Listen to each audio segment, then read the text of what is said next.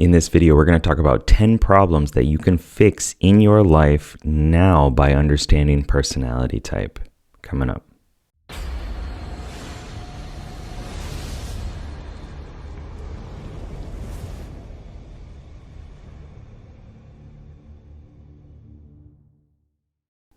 What's up, legend? It's Sherman here from Geek Psychology, where I help geeks, gamers, and creatives to have more confidence and motivation through understanding and leveraging your personality type and those superpowers that come with it.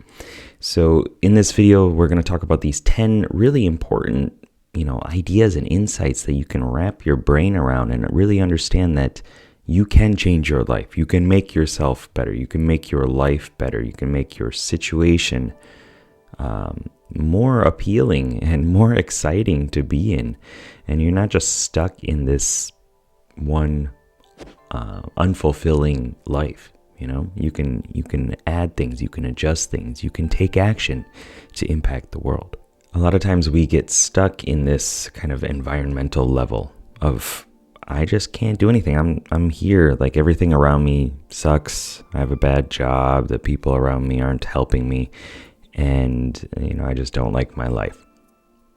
And we need to gain new skills to combat that. We need to take new actions, gain new skills, change our beliefs about who we are and what we can do, how we can impact the world, and really live into a new identity. And in order to do that, personality type, starting at that top level of identity, giving yourself a positive, progressive label that can support you, that you can live into, that can stretch you so you can grow is really important. So let's get into these 10 problems that you can fix through personality type. Number 1, bad relationships. A lot of issues in relationships come through personality type. Sensors clashing with intuitives, feelers clashing with thinkers, perceivers clashing with judgers, introverts and extroverts. At least having a label can help you shortcut a lot of that. And not just saying you're a perceiver, so that's why you do these things, but you're a perceiver, that's why you do these things. You see the difference that you bring in with how you're thinking about it, with your intention.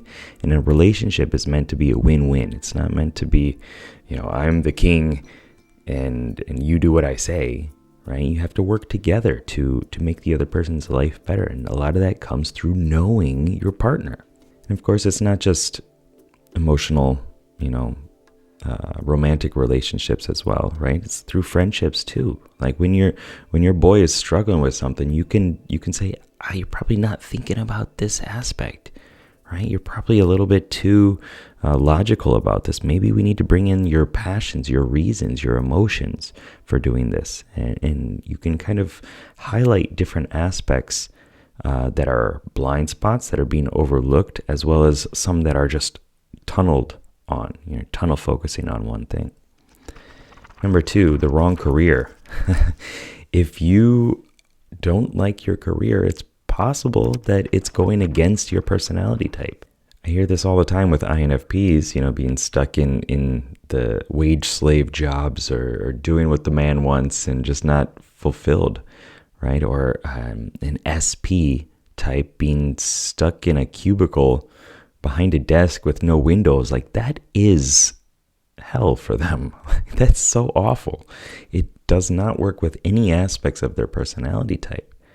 So if you're struggling with your career, think about, what is my personality type? If you don't know, there are links all over the place. You can, not just my videos, you can check anywhere on the web and you can find some information. Be careful with it, right? Some of it's a little bit skewed, but use it to gain more information and try to go through your life and change some things and see how it works, see how it fits, see what works for you. But if you're in a career that is killing you inside, you're probably not living towards your strengths. You're probably not doing something that you feel fulfilled with, or that is, maybe you don't think it's going to give you the results that you want at the end of your life or next week even. So check out your personality type in relationship to your career. Number 3, lack of flow. Each of the personality types has kind of a flow state that they work with.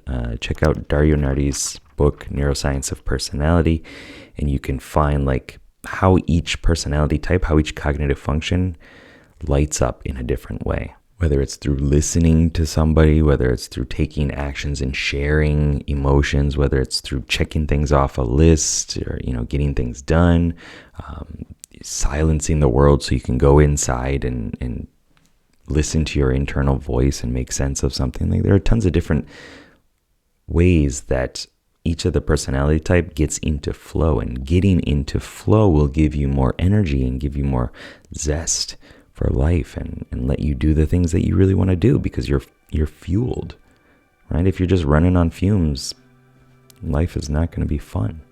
Number 4, procrastination.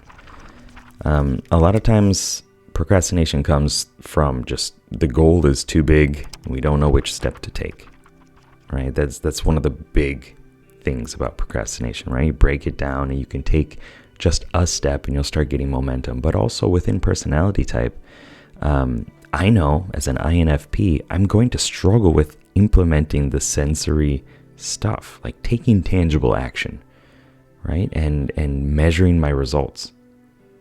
And that is going to lead to less work done and more procrastination because I'm naturally going to be like, well, I don't feel like doing it right now. And I imagine all the different possibilities and I distract myself. That's procrastination. That's coming through my personality type. So your personality type work with knowing the traps and knowing what's going to be a weakness so you can kind of like hijack that and stop it, right? So that you can work with your class, your skill set, your talent trees instead of going against it and trying to force a different solution onto it. Number 5, if your life is out of balance, you can fix it through personality type.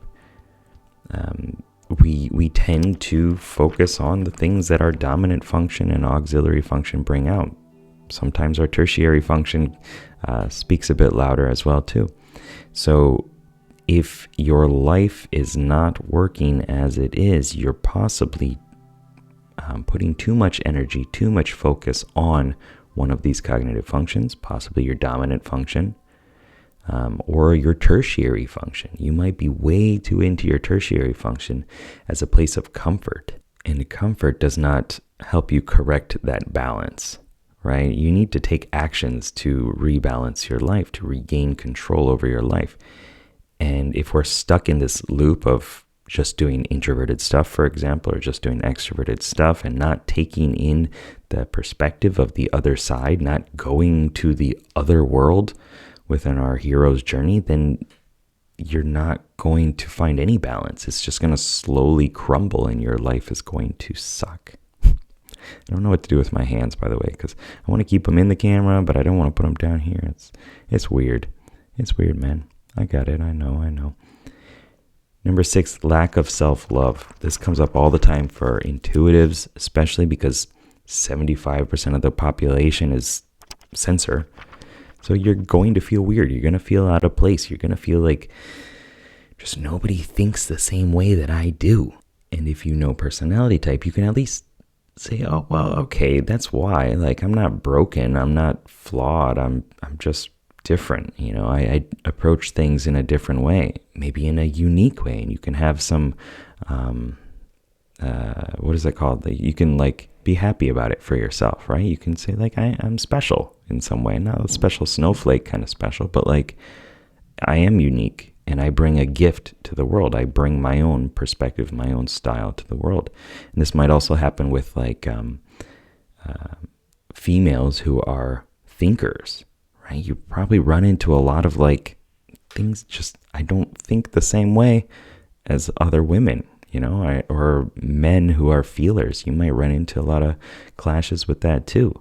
Like, why are you being so soft? Like, suck it up, do the job, do the thing you got to do, right? And if you understand who you are, then you can give more self-love to yourself, which helps you have better relationships too.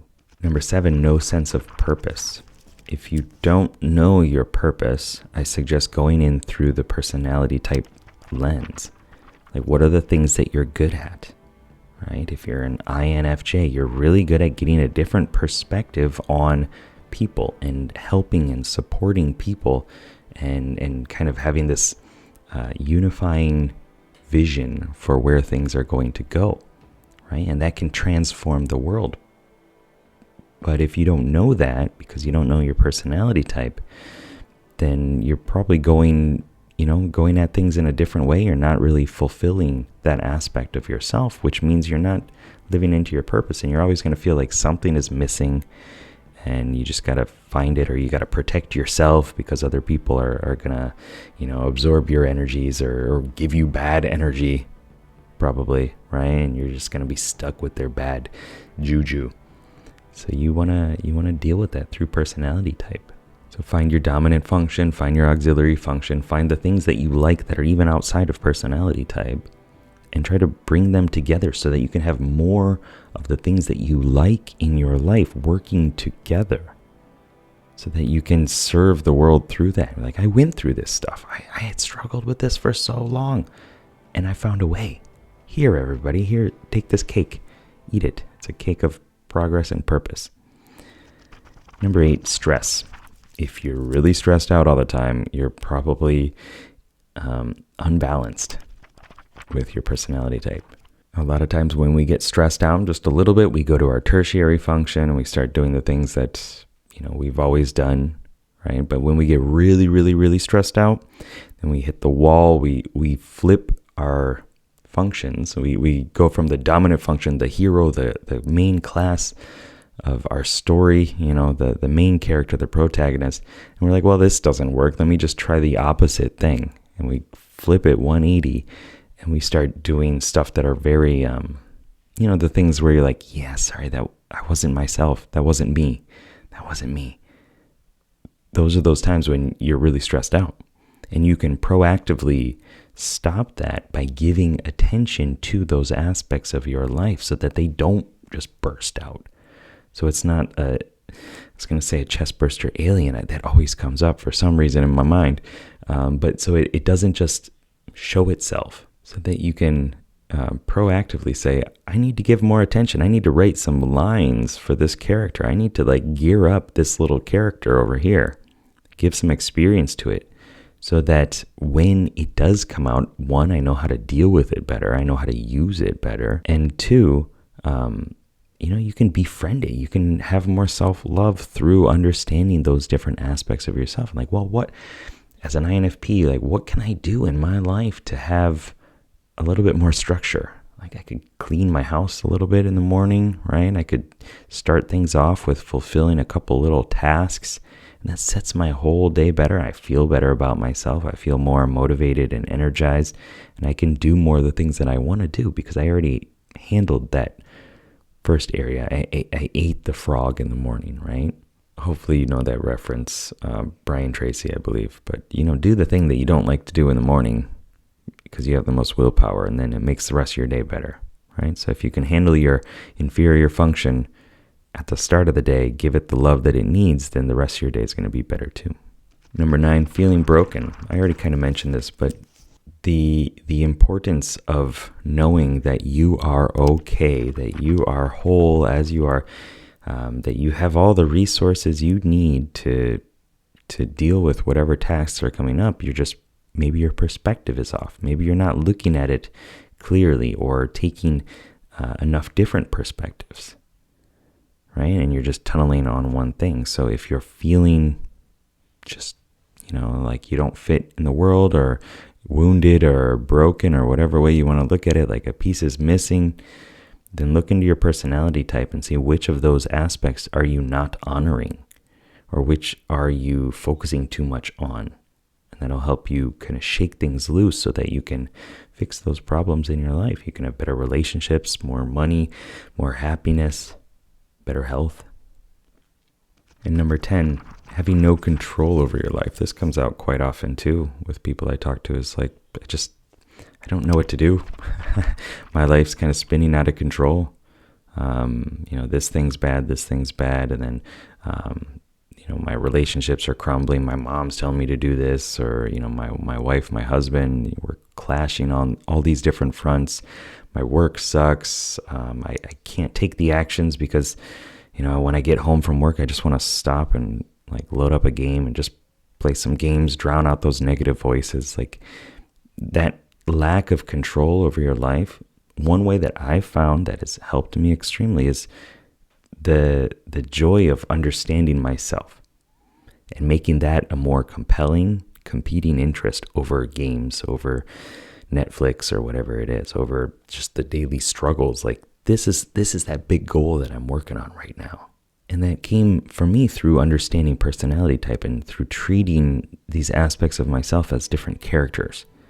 And really, like, I need to level up my feeling, my empath, right? I need to just get better at expressing emotions or taking actions or understanding something or giving more time to my unconscious mind, or really recalling and reviewing the past, or whatever it is, like spending time doing the stuff that your cognitive functions require. Will help you get more control over your life because you feel better, you're taking better actions, you're rejuvenating yourself, you're having better relationships within yourself intrapersonally and interpersonally with other people. And you can treat your life as a game that you're growing with. And also with that, like if you're a perceiver, adding a little bit more structure onto your life is going to make massive changes. In a good way. You might fight it at first, but it's there to help.